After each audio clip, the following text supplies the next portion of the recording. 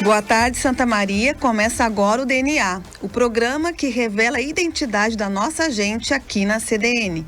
Eu sou a jornalista Luísa Neves e o DNA conta com a técnica de Marcelo Caballo e produção do jornalista Bernardo Abad.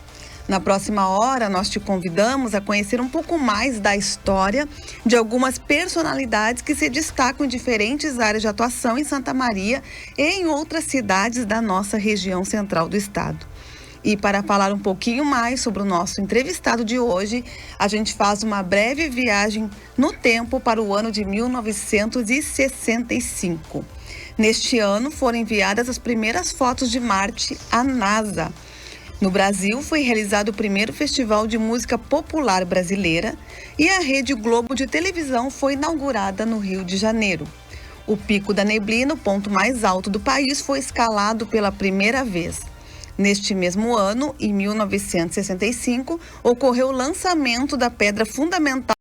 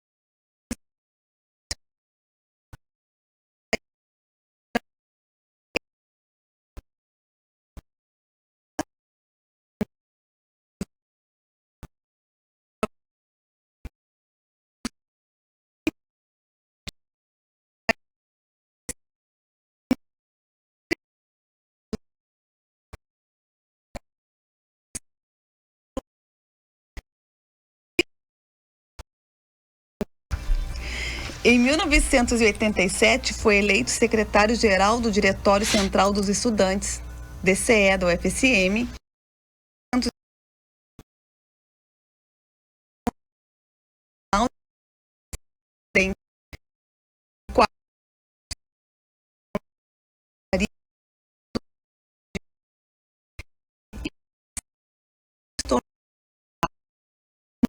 Em 1999, foi diretor-presidente da Fundação Estadual de Produção Ambiental Luiz Henrique Roisler, FEPAM, e em agosto do mesmo ano foi designado do Rio Grande do Sul. 2 anos depois, a então ministra do Meio Ambiente, Marina Silva, indicou Cláudio Langoni para exercer o cargo de secretário executivo do Ministério. E, em 2009, passou a atuar no Ministério dos Esportes como coordenador da Câmara Temática Nacional de Meio Ambiente e Sustentabilidade para a Copa do Mundo de 2014. E eu vou ter que parar de ler esse currículo, senão não vai sobrar muito para o Cláudio contar para a gente, né, a história dele, que ainda tem muito aqui a contar. Bem-vindo, então, mais uma vez. E eu queria começar lá no início da sua história, a sua infância em Nova Palma, o cenário, o seu cenário familiar, como que era? Bom, em 8 de agosto de 1965 foi o dia de uma das maiores nevascas históricas no Rio Grande do Sul. As fotos do dia do meu nascimento mostram Tupanciretã tomada de neve. Foi toda a região central que teve neve. Foi uma das poucas ocasiões na história, né, de uma grande nevasca. Mas eu fui criado em Nova Palma, fiquei lá até os 15 anos e tive uma infância típica de cidade do interior, né? Em muito contato com a natureza, é uma região muito bonita, né? E com um balneário até hoje muito famoso aqui na região, o Rio Soturno. Então eu até hoje tenho uma tradição de voltar com os meus filhos todos os anos no verão para a gente pescar lambari lá no Rio Soturno, em Nova Palma. Infelizmente o Rio Soturno hoje passa por um processo preocupante de degradação em algumas áreas, mas lá em Nova Palma ele ainda está bastante preservado. Ele está um pouco mais impactado aqui nessa região de produção de arroz, em função do uso para irrigação. E esse berço, digamos, me deu uma relação de muito contato com a natureza, né? Depois eu fiz parte estudei em Faxinal do Soturno e fiz parte do restante do segundo grau em Novo Hamburgo e voltei para fazer engenharia química aqui na Universidade Federal de Santa Maria. E nesse período em que eu iniciei a engenharia aqui, era um período de final da ditadura militar, de muita efervescência, né, da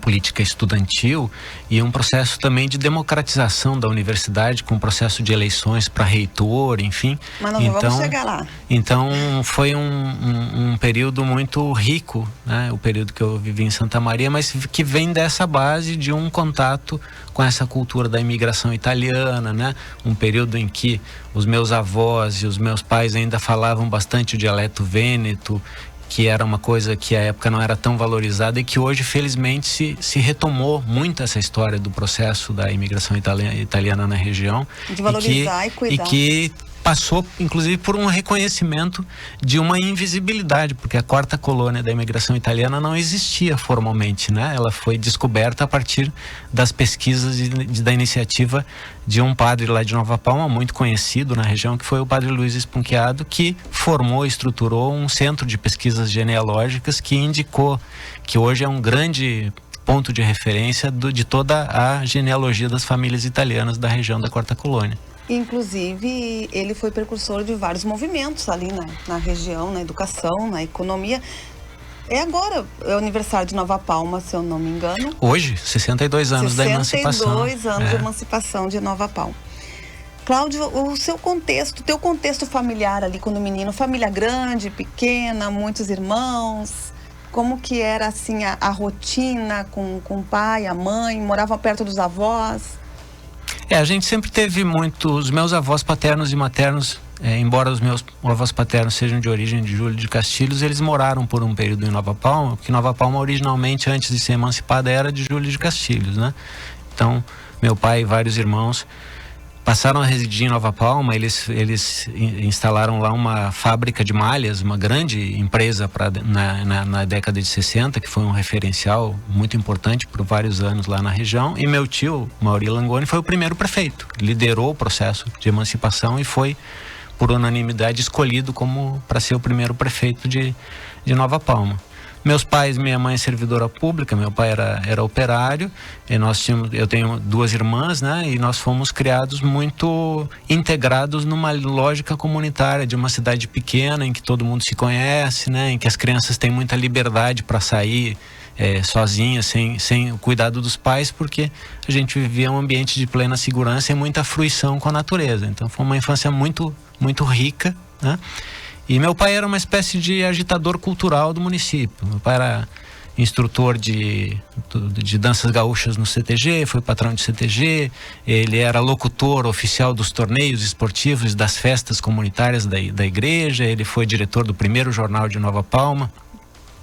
E inclusive ele foi uma das lideranças que, imagine, na década de 70, levou para Nova Palma um cinema, né?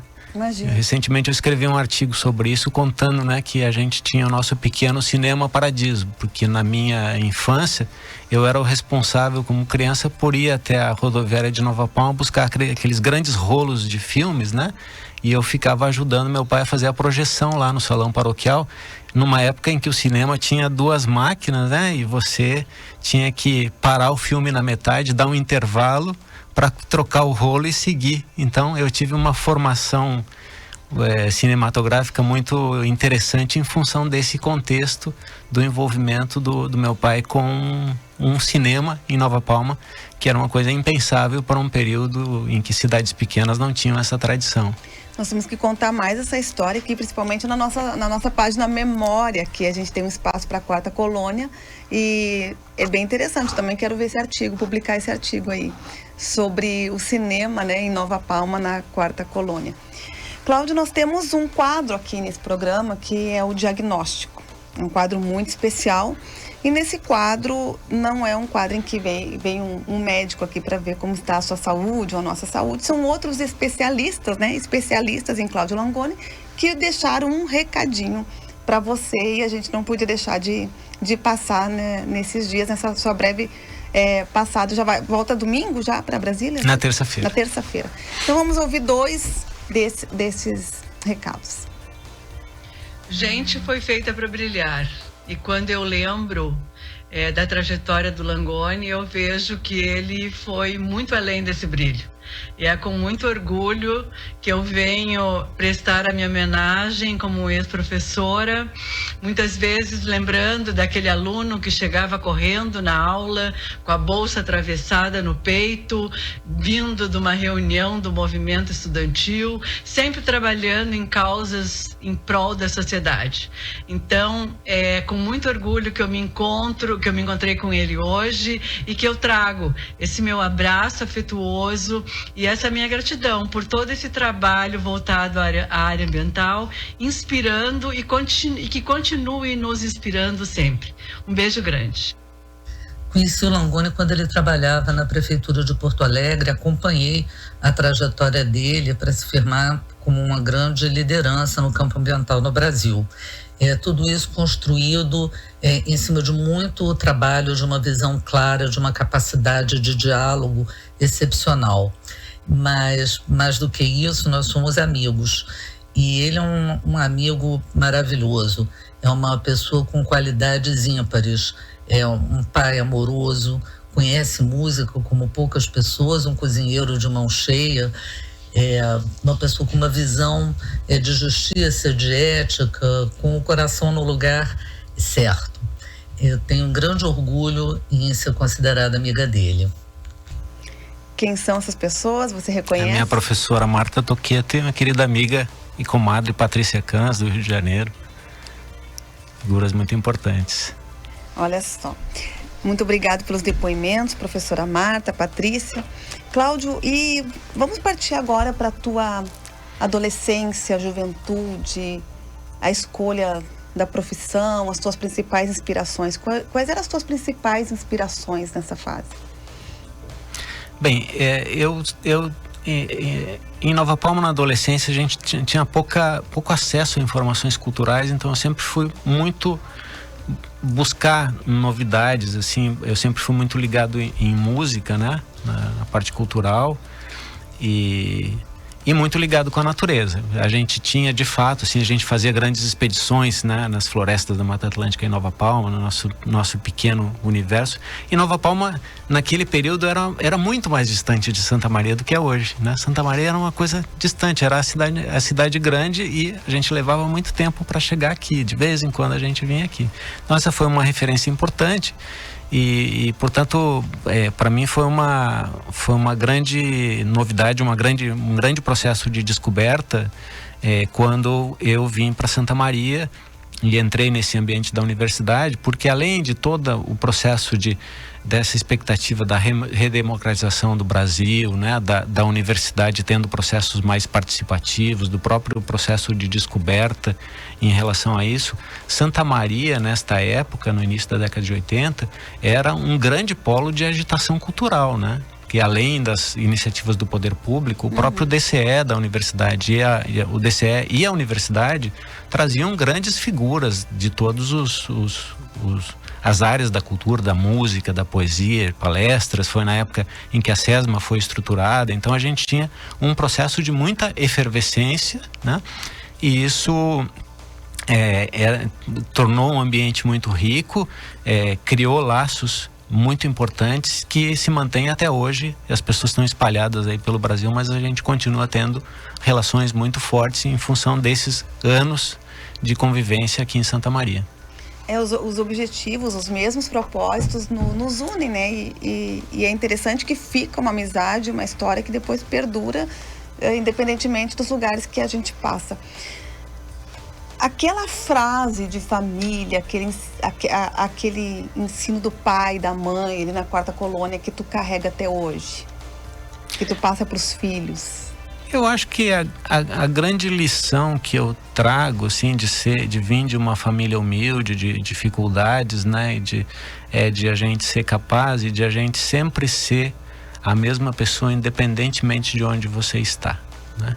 Então, eu tive a oportunidade de ocupar várias funções de destaque ao longo da minha trajetória aqui no DCE, liderando grandes lutas, como presidente da UNE, que me deu uma abertura para conhecer o Brasil e viajar pelo Brasil. Depois, como secretário, né, municipal de Porto Alegre, que era uma grande referência, foi a primeira Secretaria Municipal de Meio Ambiente do Brasil.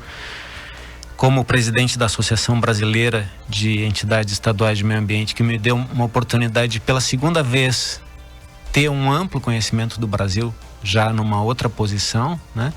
E depois no Ministério do Meio Ambiente. Então, toda essa caminhada sempre é referenciada pela ideia de que você precisa se manter sempre da mesma forma como você é, independentemente do lugar que você esteja ocupando.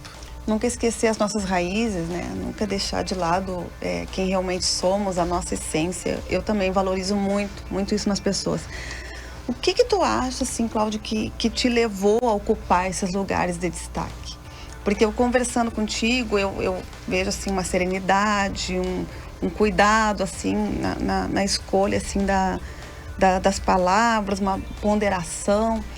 Tu acha que isso também contou para ocupar esses lugares de liderança, o teu trabalho? O que tu acha que é da tua essência, assim, que te levou a alcançar esses lugares?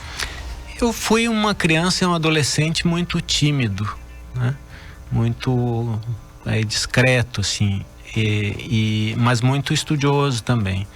E aí, a partir da minha entrada na universidade, da descoberta de um universo, de uma visão de mundo, enfim, eu acho que a minha melhor capacidade é a capacidade de agregação, né? E de poder, um aprendizado que eu tive muito intenso na universidade foi o de poder dialogar com as diferenças, né? De poder respeitar as diferenças e ter esse tipo de diálogo. Isso foi um aprendizado importante, mas eu acho que uma questão central para a liderança é que você se torna liderança se você tiver capacidade de agregar pessoas. E quanto maior é a sua capacidade de agregar pessoas, mais você vai montar equipes de trabalho que vão fazer um grande diferencial no resultado dos trabalhos que você desenvolver.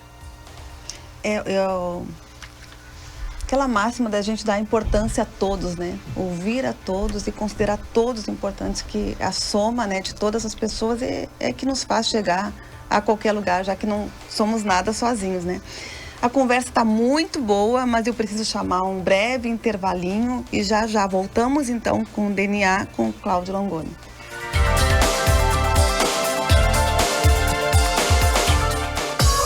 Já pensou comprar uma mala novinha e concorrer a uma viagem? Pare de sonhar e corra para uma das lojas Eni participantes da promoção Mala Premiada Eni. De 20 de junho a 31 de julho, você compra uma mala de qualquer tamanho e marca e ganha um cupom para participar do sorteio de uma viagem. Aí é só fazer as malas e aproveitar. Confira o regulamento completo em eni.com.br e boa sorte!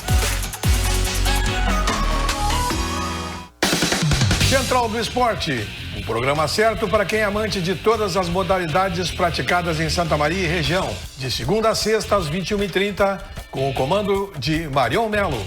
Nos finais de semana, aos sábados, às 12 e 19 horas.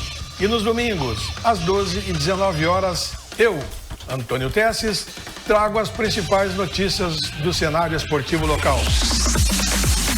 Central do Esporte.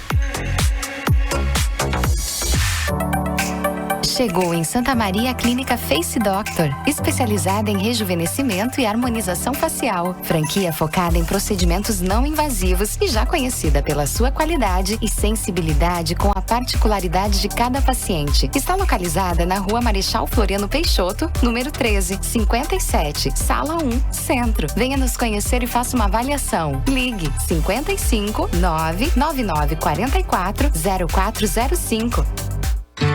Conheça o Essere Natura, um condomínio fechado e projetado para oferecer uma infraestrutura diferenciada, perfeito para quem busca uma experiência de vida completa, com 140 mil metros quadrados de área. O empreendimento garante muito conforto e as melhores vivências para a sua família. Construtora Icosaedro, 55-3025-2020. Essere Natura, sua casa de campo no Recanto Maestro.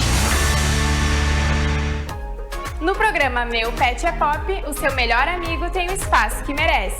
Todos os sábados na TV Diário e Rádio CDN, às 15 horas, uma edição inédita do Meu Pet é Pop. Não perca!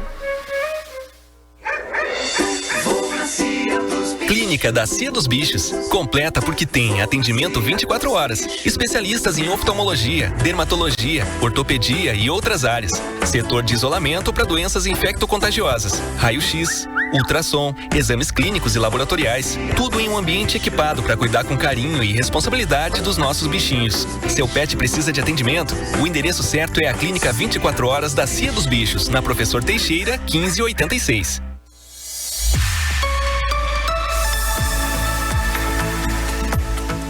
DNA.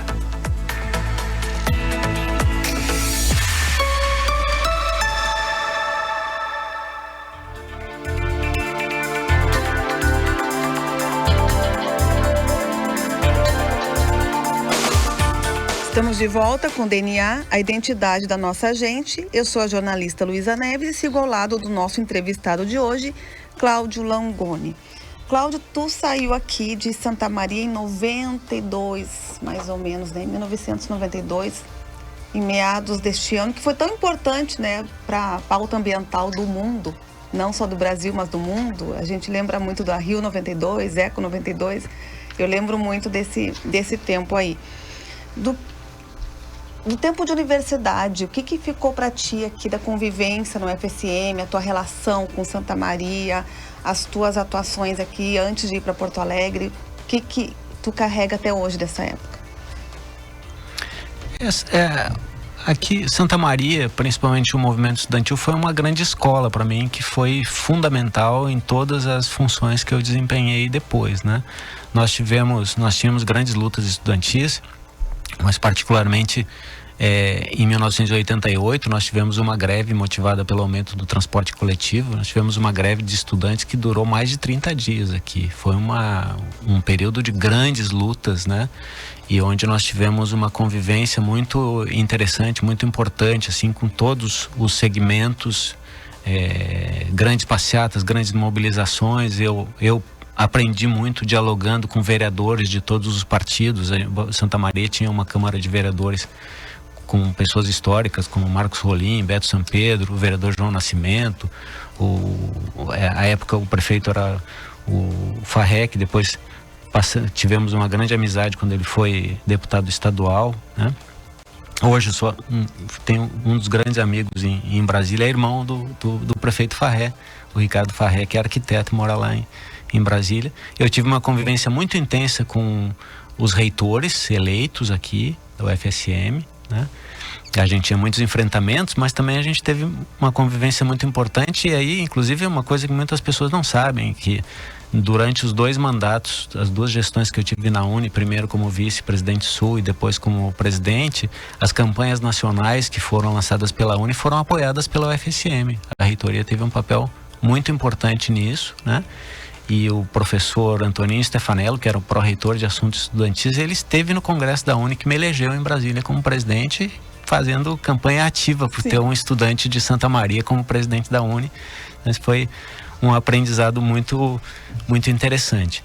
Na engenharia química, eu fazia engenharia química, a gente praticamente não tinha um enfoque em meio ambiente, né? A gente tinha uma disciplina, que era a introdução que era a engenharia do meio ambiente, era optativa e era até meio folclorizada, assim. O pessoal ficava, não, mas esse negócio de meio ambiente, engenharia não tem muito a ver.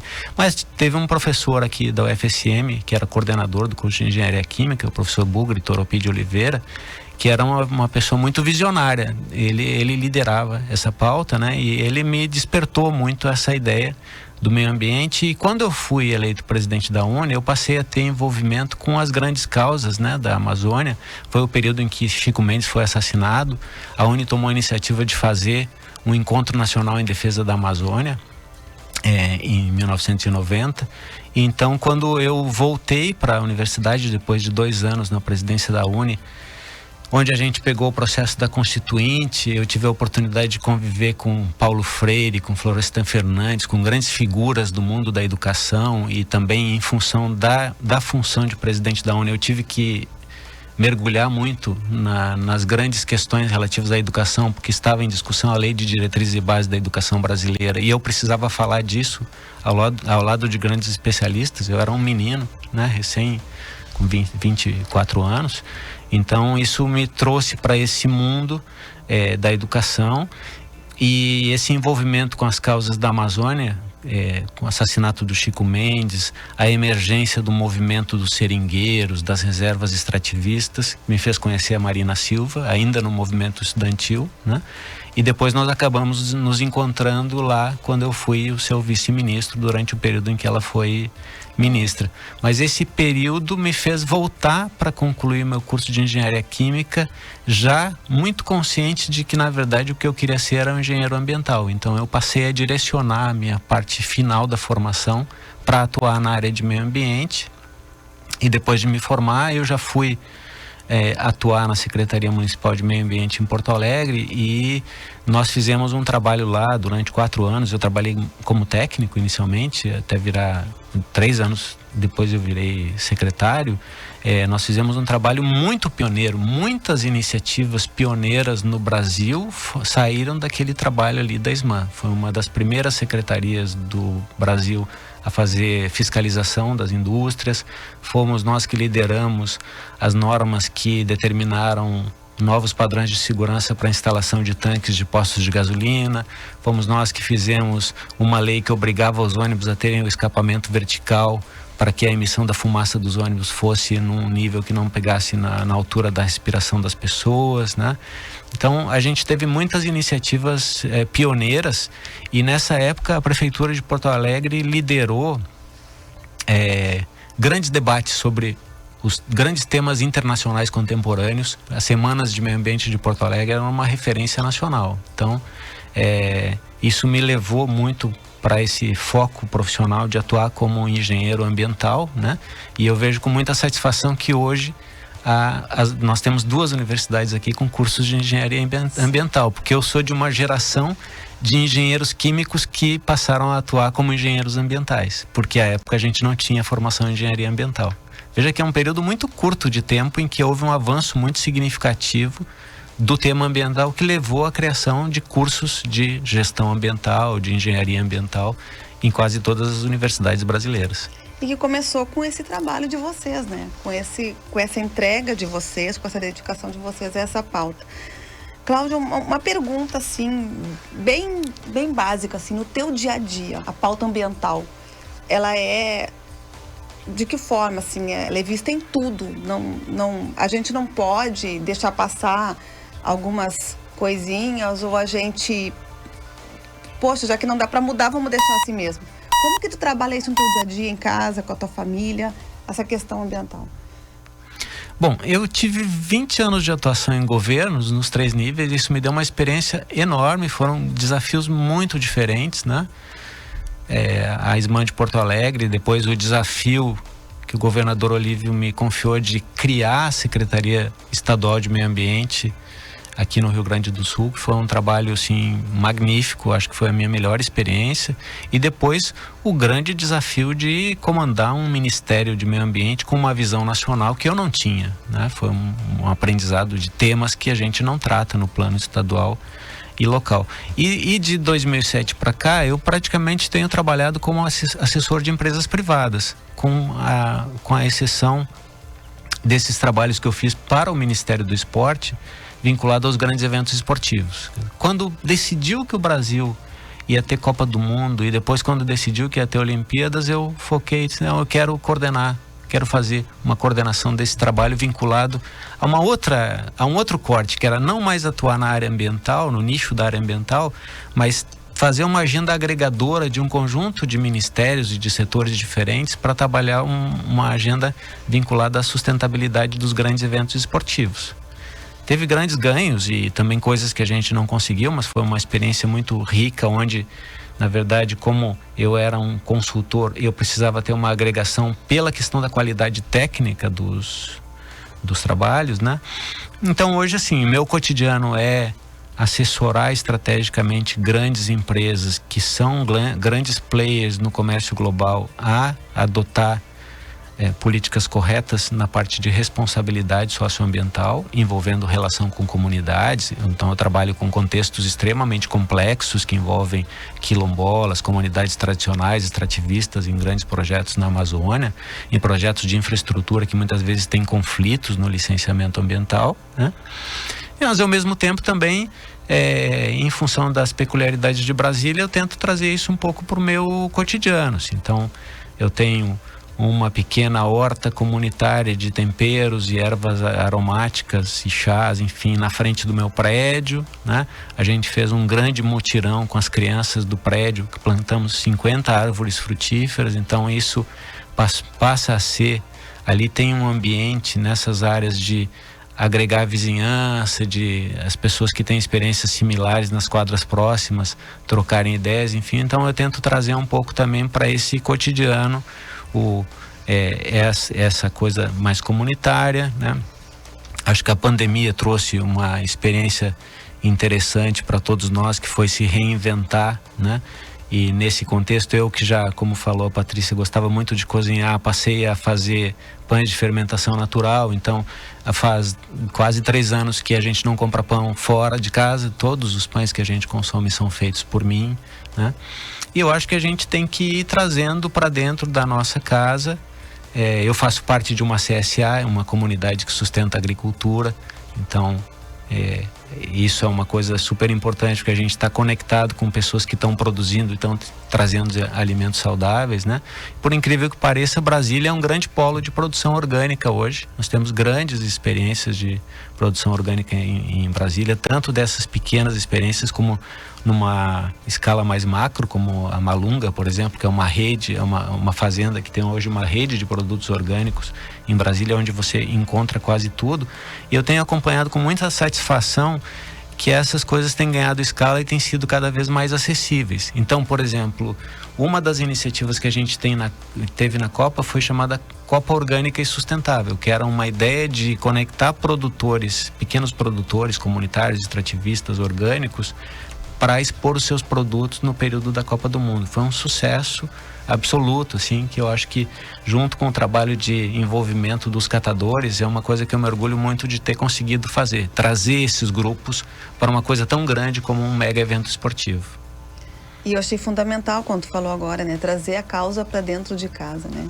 Viver aquilo que a gente ensina e defende é fundamental. Mas nós vamos ouvir agora mais 2 áudios, né, aqui no nosso diagnóstico, mais 2 recados que os teus amigos deixaram aqui para ti. Langoni é responsável por uma das maiores e melhores mudanças da minha vida. Já agradeci por isso uma vez e agradeço agora no ar, Lango. Além de me proporcionar novos horizontes profissionais, me propiciou formar uma família de coração em Brasília. Lá vai uma historinha nossa. Nos primeiros eventos que eu tive com ele, então secretário estadual do Meio Ambiente, com o Olívio, nosso eterno governador, eu tinha 0 intimidade com ele, mas resolvi arriscar a brincadeira com medo de perder o emprego. O Lango me aparece na reabertura do Parque Estadual de Itapuã com um sapato de cada cor, imperdível. Sem pensar, eu fotografei, imprimi, na época não tinha WhatsApp, e mandei entregar no gabinete dele. Lembra disso, Lango? Depois tive a honra de assessorar ele enquanto secretário executivo do Ministério do Meio Ambiente, e nós e nossas famílias nos tornamos muito amigos. Beijão, Lango. Outro ponto que também tem gerado discussão é, digamos assim, esse sofrimento, né, causado pelo nosso querido tricolor. Aí há opiniões divergentes. Uma que acha que o Grêmio não está jogando muito pouco, e o outro que acha que o Grêmio não está jogando nada. Mas isso com otimismo a gente espera que passe até o final do ano. Mas o significativo, né, o relevante é que o Cláudio é o companheiro de toda uma vida. E poder contar com a sua parceria, com a sua amizade, é realmente muito especial. De quem são essas vozes, Cláudio? É da Raquel Enquim, que trabalhou comigo na SEMA e no Ministério. Ela conta uma história. Se tivesse feito Facebook e Instagram naquela época, eu tava lascado, porque de fato eu saí muito cedo de madrugada para ir para Itapuã, né? O parque estava fechado há 10 anos e a gente tinha uma grande solenidade de reabertura do parque depois de anos de obras, né?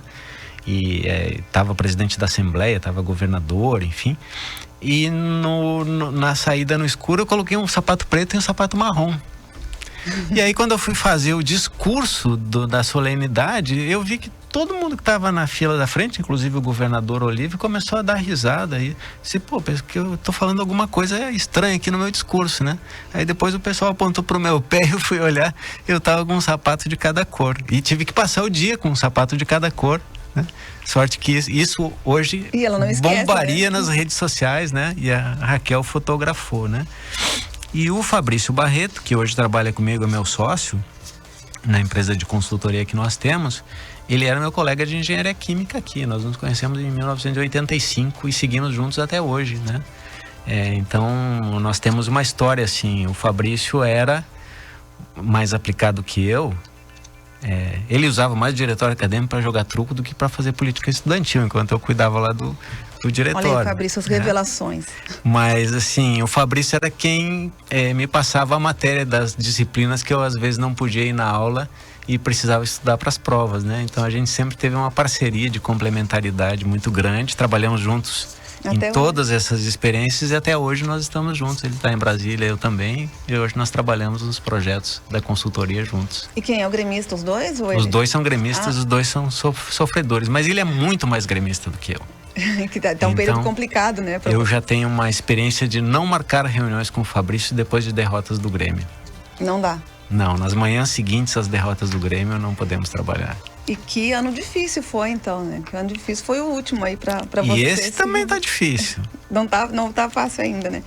Mas esse é um dos diferenciais, né? Não sei como que é lá em Brasília, mas nós gaúchos, a gente vive muito intensamente as nossas raízes, as nossas paixões e Grêmio e Inter é uma delas. Eu ouso dizer que eu tô com vocês nesse sofrimento aí. Não tá fácil, mas vamos em frente. Eu vou chamar então um breve intervalinho, só pra gente mudar do assunto, para não ficar falando no Grêmio, senão o assunto não vai ficar legal neste momento e já voltamos.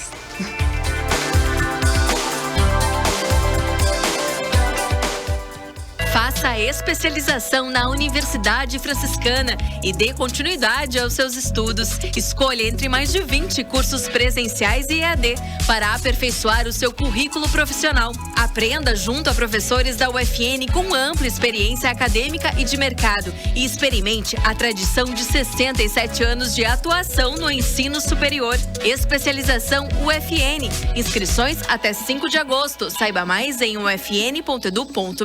Domitila Wear & Shoes apresenta Confraria do Salto Alto. Venha conhecer o artista Luciano Zafir em um bate-papo muito especial. Música ao vivo com Annelise Varela e Matheus Dorber. Além de um delicioso coquetel assinado pelo Babette e Espumantes Velho Amâncio. Dia 17 de agosto, no Parque Hotel Morotim, às 19 horas. Garanta já seu ingresso na loja Domitila, na Casa Lar Ambientes, na sede ou na loja do Diário. Patrocínio Unicred.capital, Casa Lar Ambiente, Brum Imóveis, Inana Clínica de Biomedicina Estética, Instituto Enneagrama, Dona do Meu Carro. Realização Persona Diário. Assim como a vida, a agricultura é feita de ciclos. A Cotricel está ao lado dos produtores rurais, semeando parceria e colhendo resultados. A Cotricel conta com diversos benefícios para os associados. Planeje a sua próxima safra com a segurança e a credibilidade de uma cooperativa. Venha para a Cotricel. Cotricel, é na cooperação que crescemos cada dia mais. LG System, um novo conceito em soluções de segurança, portaria e limpeza. Mais de 10 anos de atuação, a empresa preza por comprometimento, competência e eficácia. Em pleno crescimento, ajudamos diversas empresas com o que há de mais atual e eficaz no mercado. Pensou segurança eletrônica, portaria e limpeza? Pensou LG System. Visite o site lgsystemsm.com.br ou entre em contato no 55 32 11 3985. A M Brum Ângelos Oeste oferece o que há de melhor para quem você ama. Conheça nossos planos assistenciais com benefícios em vida a partir de R$ 38,00 mensais. E você ainda garante centenas de parceiros cadastrados em Santa Maria e região, com descontos de até 50%. A M Brum Ângelos Oeste, Rua General Neto 258, Complexo Velatório, Avenida Elvio Basso 1519. Já está disponível o aplicativo do Grupo Diário. Nele, você escuta a rádio CDN 24 horas ao vivo e pode consumir todo o conteúdo do Diário e do BEI. Tudo em um só lugar. Baixe agora. Disponível para Android e iOS.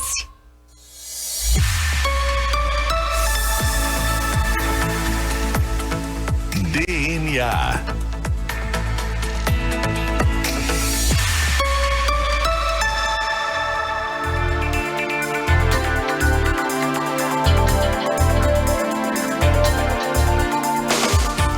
Estamos de volta com o DNA, a identidade da nossa gente. Eu sou Luísa Neves e sigo ao lado do nosso entrevistado de hoje, Cláudio Langoni, que atualmente mora em Brasília, nascido em Tupã-Siretã, criado em Nova Palma, morou e estudou em Santa Maria, em Porto Alegre. Já nos contou aqui que é gremista e os amigos já contaram que ele gosta de cozinhar. E aí estamos aqui conhecendo o DNA, então, de Cláudio Langoni. Tua esposa aqui da região Porto Alegre, ela é de Uruguaiana, mas se formou em Santa Maria. Ela se formou aqui na Faculdade de Educação, em Santa Maria, e hoje é professora da Universidade de Educação, da Faculdade de Educação da UNB. E vocês se conheceram aqui em Santa Maria? Nos conhecemos aqui. Ah, aqui em Santa Maria. Cláudio, me conta um pouquinho hoje quais são os principais desafios hoje da pauta ambiental. Quando tu vem aqui no Rio Grande do Sul uma vez ao ano para ver a mãe, né, em Nova Palma, o que tu acha que nós já avançamos e no que a gente ainda precisa muito avançar? Eu acho que o tema ambiental é um tema cada vez mais presente na grande mídia, que o tema ambiental deixou de ser um tema de nicho dos ambientalistas para ser um tema mais transversal, né? Ganhar a simpatia das pessoas. Antes ele era visto como um tema de um grupo pequeno de vanguarda que fazia os movimentos, enfim. Então ele não é mais restrito ao movimento ambientalista. Isso é excelente, embora às vezes os ambientalistas não gostem disso, porque às vezes é bom você ser o dono do tema, né? Só você falar sobre o tema. Mas que a gente tem de um lado, um contexto extremamente favorável para avançar nas agendas ambientais e de outro lado a gente tem retrocessos muito importantes nos últimos anos em relação a isso, né?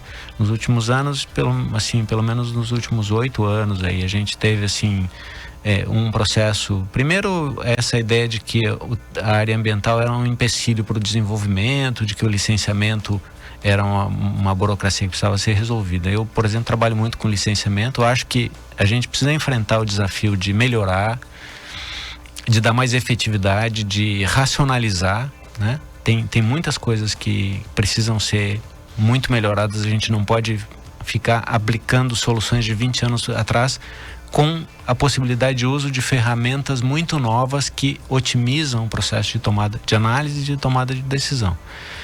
Por outro lado, eu acho que a gente tem um processo então assim, a gente cada vez mais passou a ter um critério de escolha dos governos pelos secretários de meio ambiente, considerando que o padrão central de eficiência de um secretário é o número de licenças que ele concede, tanto no governo federal quanto estadual e municipal, né?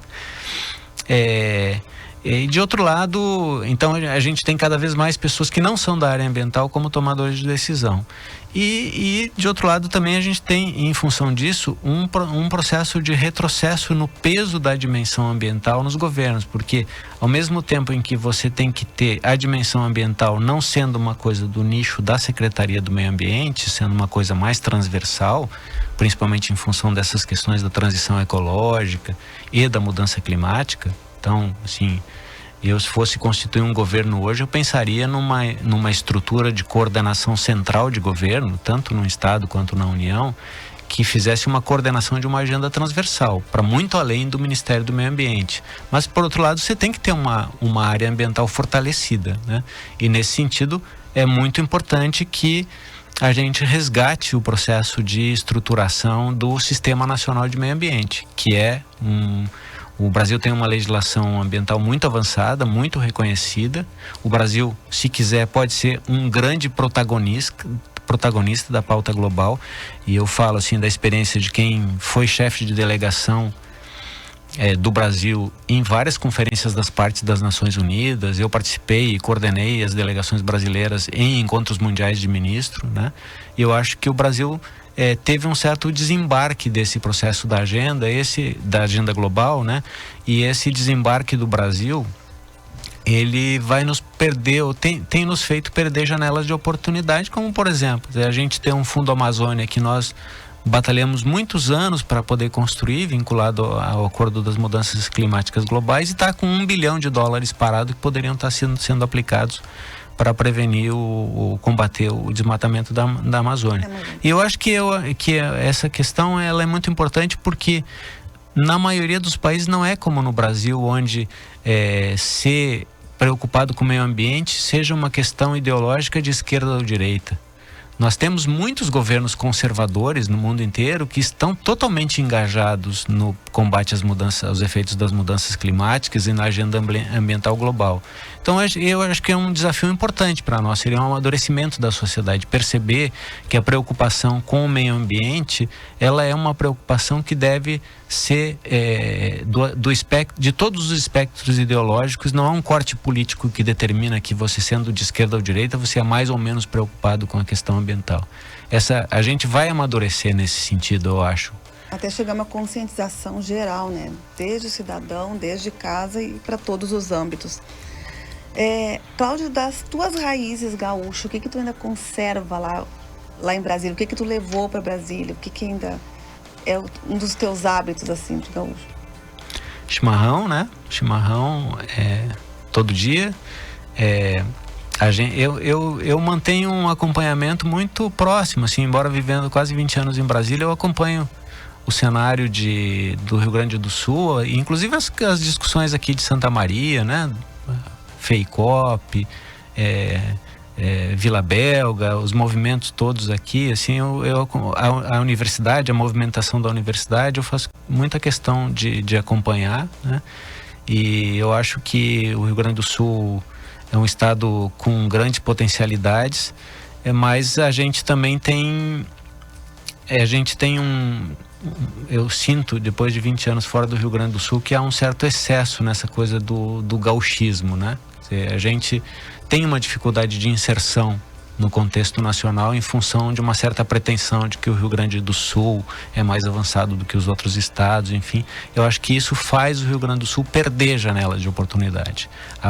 Eu faria uma outra forma de inserção do contexto do Rio Grande do Sul no plano nacional,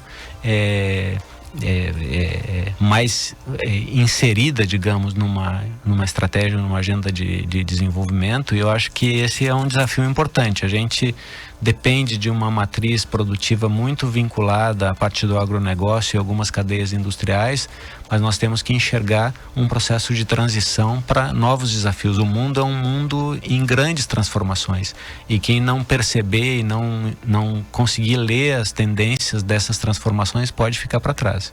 É verdade. Nós estamos quase no final da nossa conversa, Cláudio, mas nós vamos parar um pouquinho aqui para ouvir mais 2 áudios muito importantes que a gente não pode deixar de passar. Ele sempre foi um gestor paciente, calmo, habilidoso na política, com um gosto refinado, bastante peculiar. Tá? E essas qualidades, até numa situação inusitada, né? Eu creio que elas foram ressaltadas, porque nessa ocasião, deste momento inusitado, ele apareceu na inauguração junto ao governador de um grande parque aí do estado, um detalhe muito simples na sua indumentária. Estava com um sapato de cada cor. Claro que essas habilidades deram a ele uma condição de não perder o rebolado e garantir que nós pudéssemos fazer aquela grande inauguração. Essa é uma lembrança que creio que eu e outros colegas carregamos aí por um bom tempo. Oi, a maioria das pessoas conhece muito pelo teu trabalho, como uma pessoa que está sempre de terno, sempre indo para trabalhar, muito dedicada e que sempre dá o melhor de si. Mas a gente teve o prazer de te conhecer de um jeito muito diferente. A gente, na verdade, te conhece pela versão mais aventureira, que passa horas pescando, pulando da ponte do banho de cachoeira aí no Rio Grande do Sul. Eu sei que aí tá frio, mas quem sabe no verão a gente volta para viver tudo isso de novo. Mais um. Convive com você na vida pessoal, sabe que são raríssimos os episódios que te tiram do sério, né? Que você perde a paciência. Então, há mais de 30 anos, acho que só te vibrava umas 2 vezes. E lembro desse episódio em que você foi acordado numa madrugada fria de Porto Alegre, por conta de um bar que estava funcionando numa queixa de uma senhora já idosa que não conseguia dormir por conta do barulho desse bar, que já tinha sido acionado, você já tinha conversado com eles, pedido para não funcionar depois de certo horário, né, cuidar o barulho, etc. E eles sempre voltavam a funcionar. E eu me lembro dessa madrugada que você levantou, foi com polícia, cadeado, foi lá furioso, fechou o bar, cadeou o bar e disse para a senhorinha que agora ela ia poder dormir. As crianças até hoje, né, também adoram essa história e é uma alegria, assim, sempre ver essas ações que você tem no seu trabalho e na sua vida pessoal que ratificam muito o seu cuidado ético com o outro, com a cidade, e é uma alegria estar com você. Quem são essas pessoas, Cláudio? O Silvio, meu querido amigo, hoje residindo em Altamira, no Pará, parceiro de muitas dessas empreitadas, desde o movimento estudantil. Meus queridos filhos músicos, Pedro e Luísa. Eu tenho a satisfação de ter um violoncelista já com 10 anos de trajetória, tocando desde os 6 anos, e uma violinista tocando desde os 4, já com 9 anos de... Não falta música em casa. Então a gente tem boa música em casa. Eu acho que, sim, a gente trabalhou muito isso para eles desenvolverem essas habilidades. É uma satisfação enorme, né, ter esses meninos se preparando para ir para o mundo melhores do que hoje a gente foi, né? E a Luísa agora com uma coisa que resgata uma brincadeira da minha infância, que em Nova Palma a gente brincava muito de mocinho e bandido e de arco e flecha. E agora eu tenho uma atleta de arco e flecha em casa, arqueira, que com 13 anos, no último final de semana, participou do Campeonato Sul-Americano de Arqueria, ganhou medalha de ouro e bateu o recorde sul-americano de arco na sua categoria, né? E foi uma coisa muito interessante, uma grande coincidência, que 30 anos depois de eu sair da presidência da Uni, eu levei a minha família nesse final de semana para disputar, para a Luísa disputar, para a gente apoiá-la disputando um campeonato de arco e flecha no ginásio da Unicamp, onde eu entreguei a presidência da Uni em 1991, né? Foi um processo muito interessante. E a Fátima, que fez a formação aqui na Faculdade de Educação, e nós nos conhecemos aqui, a gente teve uma troca muito interessante, porque em função da minha ida para a Uni, eu passei a estudar muito os teóricos da educação, né? Então, quando eu voltei da Uni, boa parte do meu acervo de livros sobre teorias da educação, eu passei para ela, e ela hoje é pós-doutora na área de educação, faz formação de professores, tenho muito orgulho, assim, é uma professora muito querida lá na UNB, e a gente recentemente, agora, dia 19 de julho, completou 30 anos de união, que vem desde aqui de Santa Maria, né? Começamos aqui a morar juntos, enfim, e hoje a gente constituiu a nossa família e está preparando os nossos meninos para poderem ir para o mundo e fazer uma caminhada que eu tenho certeza que vai ser assim uma caminhada, a grande caminhada deles está focada em como eles podem melhorar o mundo. Eu acho que isso é o grande legado que a gente pode fazer como pais. O principal legado é o que fica, é o mais importante, né? Cláudia, eu quero te agradecer, não só por essa 1 hora de conversa aqui, esse bate-papo tão importante que foi para nós, mas desde o primeiro convite que tu atendeu nosso, o lançamento do Comitê para o Meio Ambiente, as outras entrevistas. Eu sei que tu mora longe, vai conseguir passar ali uns dias ainda com a tua mãe em Nova Palma, que tem 80 anos, tu me contavas, né, ali antes. Eu quero te agradecer e dizer que o Grupo Diário está aqui com as portas abertas, esperando você voltar outras vezes, colaborar com os teus artigos e que a gente possa fazer jus, né, todo esse empenho e é tudo isso que tu nos entregou, não só nessa manhã, mas também nessa tarde aqui. Eu quero ressaltar assim, a iniciativa de vocês. Eu acompanho desde a década de 90, eu tenho grandes amigos que militam no jornalismo ambiental, né? O André Trigueiro, Roberto Vilar, Silvia Marcuso. Eu participei de muitos encontros da Rede Brasileira de Jornalismo Ambiental, quando isso era uma coisa muito de vanguarda, assim, muito difícil de emplacar em grandes veículos de comunicação.